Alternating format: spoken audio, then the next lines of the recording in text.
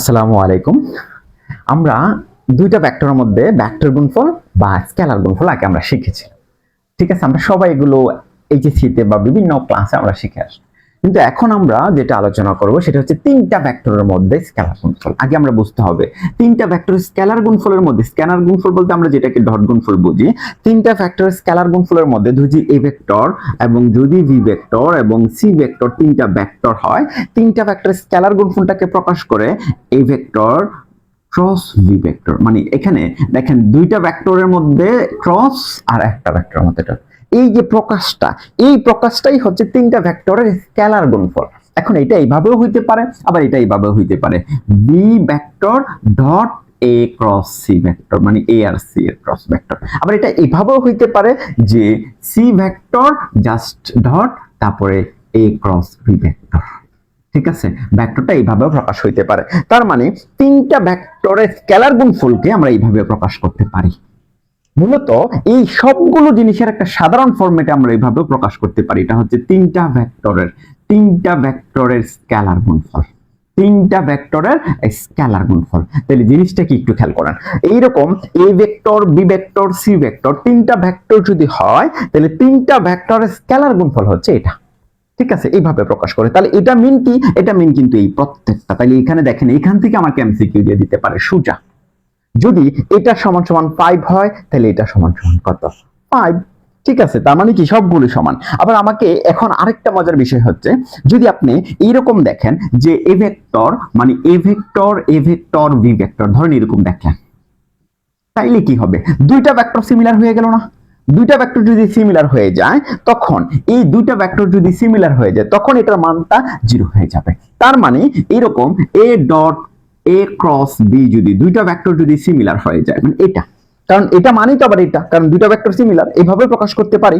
ঠিক আছে, এখন দেখেন সিমিলার যদি দুইটা এরকম যদি হইতো এ তারপরে বি তারপরে বি, দুইটা ভেক্টর যদি সিমিলার হয়, তার মানে এটার মান কত? 0 হবে। তাইলে আমাদের যে ফরম্যাটটা, এটা মানে কোনটা?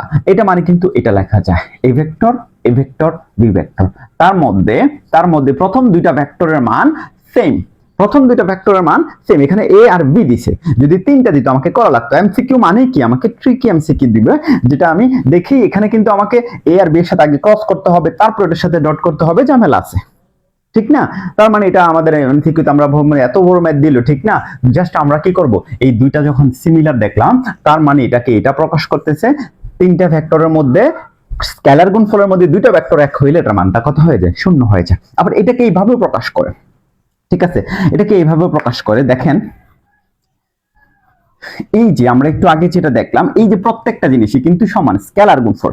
তো এই যে A vector B vector C ভেক্টরের স্কেলার গুণফল যদি আমরা দেখি, এটাকে আমরা এইভাবে লিখতে পারি, এই a1, হ্যাঁ এই আইয়ের সবটাকে যদি আমি a1 ধরি, a2 a3, ঠিক আছে, তারপরে b1 b2 b3 c1 c2 c3। তার মানে এটা এইভাবে লেখা যায়।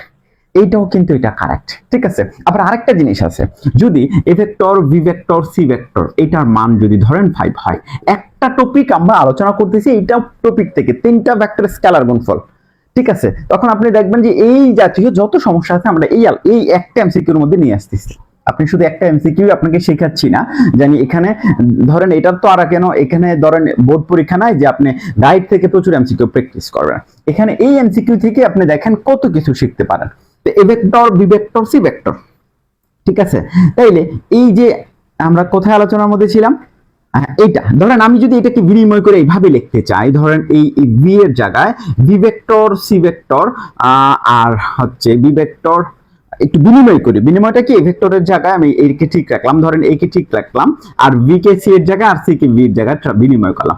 যদি বিনিময় করি, এটার মান যদি ধরেন 6 হইলো, তাহলে এটার মান হবে -6। একটা বিনিময় করলে চিহ্নটা চেঞ্জ হয়ে যায়। এই জায়গাটা একটু খেয়াল করেন। একটা যদি বিনিময় করি, মানে এই যে দেখেন এই দুইটার মধ্যে আমরা একটা বিনিময় করছি। ঠিক আছে, এই দুইটাকে একটু বিনিময় করছি, যেটা ছিল 6 এটা হয়ে গেছে এখন -6।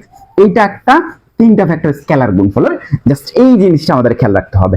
তারপরে এই যে ভেক্টর বি ভেক্টর সি ভেক্টরের স্কেলার গুণফলকে আমরা এইভাবে নির্ণায়ক আকারে প্রকাশ করতে পারি। তিনটা যদি দিয়ে বলে তার মানটা কত, এই ভেক্টর বি ভেক্টর সি ভেক্টরের মানটা কত, বা এইখানে এটা কত, তখন এই vector B vector C vector দিবে, তখন আমরা নির্ণায়ক আকারে প্রকাশ করতে পারবো। বাট এখানে দিছি দুইটা, বাট চাইছি তিনটা। তো এখানে দুইটা সিমিলার হয়ে গেলে সোজা 0, উত্তরটা 0 আমরা বুঝে ফেলছি, এটা উত্তর 0 বুঝে ফেলছি। তারপরে আবার এটা এমন হইতে পারে স্কেলার গুণফলের মধ্যে তিনটা ভেক্টরের, দেখেন তিনটা ভেক্টরের মধ্যে যদি এই প্রত্যেকটা আবার কি যতভাবেই লেখা যায় সবগুলো সেম জিনিস বোঝায়, আমাদের এই জিনিসগুলো খেয়াল রাখতে হবে। তিনটা ভেক্টরের স্কেলার গুণফলের নিয়মটা মানে না, সূত্রটা কি মানে না। যেমন আমরা যদি এটাকে এমন ভাবে লিখি, ধরেন A vector dot B vector dot C vector is equal to, হ্যাঁ তারপরে লিখলাম ধরেন এ ডট বি সি, এই যে এটা এই স্কেলার গুণফলের এই তিনটা ভেক্টর স্কেলার গুণফলের যে বিনিময় এটা কি করে না মানে না, এই জিনিসগুলো আমরা খেয়াল রাখবো। তার মানে এখানে তিনটা ভেক্টর দিয়ে স্কেলার গুণফলের যত সমস্যা আছে আমরা একটা ক্লাসে আলোচনা করার চেষ্টা করছি।